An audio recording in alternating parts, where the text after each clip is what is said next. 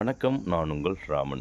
ஒரு வீரன் தன் இனத்தின் மீது பற்றும் எதிரிகளிடம் வீரத்தை காட்டினால் அவனுக்கு உங்களால் எய்யப்படாத அம்புதான் பரிசு என்றால், அந்த பரிசினை எனக்கு 1000 அம்புகளாக கொடுங்கள், நானே என் நெஞ்சில் குத்திக் கொள்கிறேன் என்கிறானாம் ஒரு வீரன். புரியல. என்னோட இனத்துக்காக, என்னோட இனத்தின் உரிமைக்காக போராடினா, என்னோட இனத்தில் இருக்கிற ஒருத்தனை எனக்கு துரோகம் பண்ணணும்னு முடிவு பண்ணிட்டானா, தொலைதூரத்துலேருந்து நீங்கள் வில்லுலேருந்து என்னோட முதுகை பார்த்து அம்பு அடிக்க தேவையில்லை. நீங்கள் என்னை கொல்லணும்னு முடிவு பண்ணிட்டீங்கன்னா எனக்கு முன்னாடி 1000 அம்பை வைங்க, நானே என் நெஞ்சில் நானே குத்திக்கிறேன் அப்படின்னு சொல்கிறாராமா ஒரு வீரன். அந்த வீரன் என்ன சொல்கிறார் தெரியுங்களா?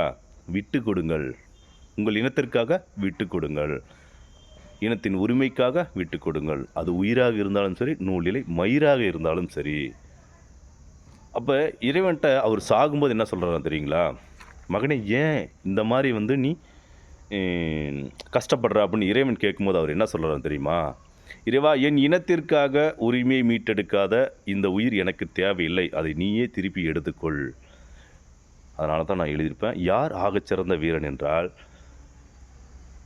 இறைவன் கொடுத்த அந்த உயிரை திருப்பி அந்த இறைவனுக்கே கொடுப்பவன் தான் ஆகச்சிறந்த வீரன். அப்படி ஒரு வீரன் இருந்தார்னா என்னோட இனத்தின் தலைவர், எங்களோட இனத்தின் தலைவர் மேதகு வேலுப்பிள்ளை பிரபாகரன் மட்டும்தான். நான் வாழ்ந்த காலத்தில், உயிரோடு இருந்த காலத்தில் நான் பார்த்தது அவரை மட்டும்தான்.